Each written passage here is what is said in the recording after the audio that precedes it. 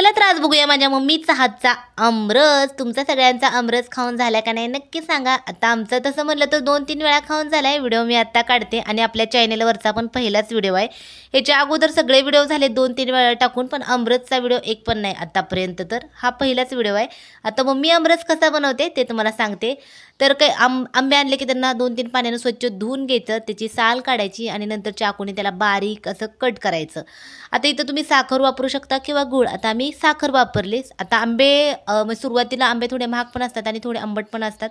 पण हे आंबे एवढे आंबट नव्हते, छान होते. आंबा होता, केशर आंबा आणला होता पप्पाने. आमरससाठी छान असतो तो आणि आमरस छान लागतो त्याचा.